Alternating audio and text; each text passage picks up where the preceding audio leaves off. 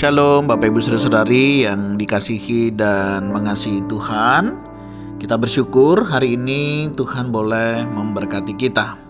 Sebelum kita membaca dan merenungkan firman Tuhan, mari kita berdoa.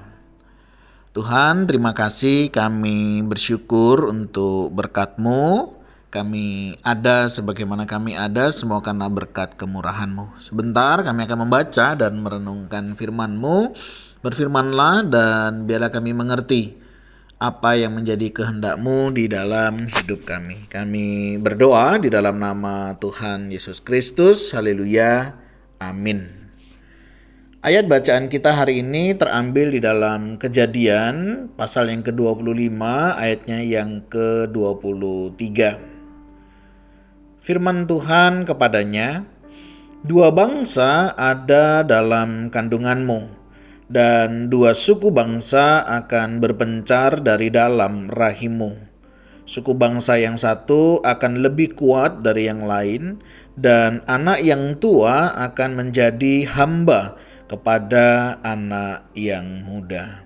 Amin. Demikian firman Tuhan. Mari kita merenungkannya. Tema renungan kita hari ini adalah ketika jalan Tuhan tidak masuk akal. Sebagai manusia, kita diciptakan Tuhan dengan akal budi. Kita berpikir, menimbang, dan berusaha memahami setiap peristiwa dalam hidup. Ketika sesuatu berjalan sesuai rencana, iman kita terasa mudah.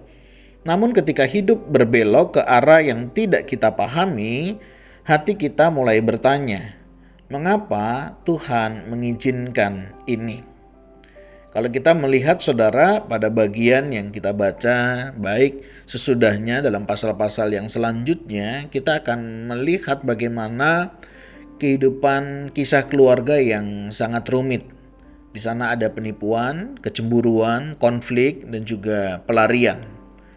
Namun di balik kekacauan manusia, ada tangan Tuhan yang sedang bekerja dengan setia dan berdaulat. Secara logika manusia, Esau, anak sulung, seharusnya menerima berkat. Itu wajar, masuk akal, dan sesuai dengan budaya. Namun Tuhan telah menyatakan rencananya jauh sebelumnya, jauh sebelum Yakub dan Esau lahir. Dikatakan dalam Kejadian 25 ayat 23, yang lebih tua akan melayani yang lebih muda. Masalahnya, Yakub dan Ribka mencoba membantu Tuhan dengan cara mereka sendiri.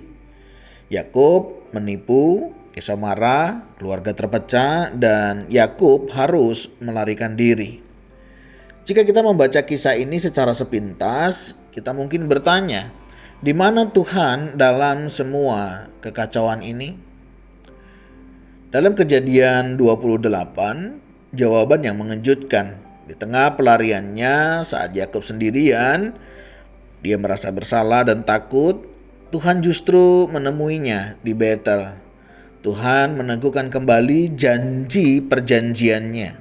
Bukan karena Yakub sempurna, tetapi karena Tuhan setia. Demikian juga di dalam Kejadian 29 melanjutkan kisah ini. Yakub yang dulu menipu kini ditipu oleh Laban. Tuhan mengizinkan Yakub belajar melalui proses yang panjang dan seringkali menyakitkan. Tuhan sedang membentuk karakter, bukan hanya memberikan berkat. Dari renungan hari ini ada beberapa kebenaran yang dapat kita pelajari. Tuhan tidak pernah kehilangan kendali, bahkan ketika hidup kita terasa kacau. Kita juga melihat bagaimana rencana Tuhan tidak pernah jahat, sekalipun jalannya tidak masuk akal bagi kita. Tuhan lebih tertarik membentuk hati kita daripada sekedar mengubah keadaan kita.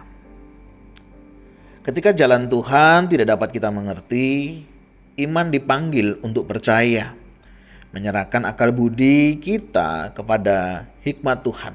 bukanlah kelemahan, melainkan bentuk kepercayaan tertinggi. Di sanalah kita menemukan damai yang sejati.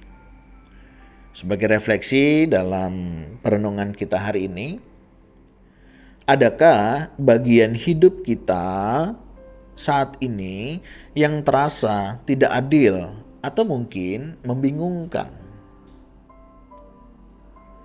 Apakah kita sedang mencoba mengandalkan logika dan cara kita sendiri, atau kita mau belajar tunduk pada hikmat Tuhan? Mungkinkah Tuhan sedang bekerja melalui proses yang belum saya pahami?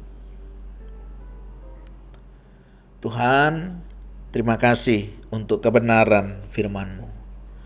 Seringkali kami ingin memahami segala sesuatu sebelum kami taat. Ajar kami untuk percaya kepadamu bahkan ketika jalan-Mu tidak masuk akal bagi kami. Kami percaya Engkau baik, setia, dan tidak pernah salah. Kami serahkan Tuhan hidup kami sepenuhnya ke dalam tangan-Mu.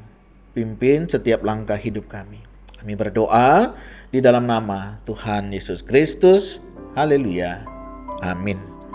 Bapak Ibu Saudara, demikianlah renungan kita hari ini. Tuhan Yesus memberkati kita sekalian. Shalom.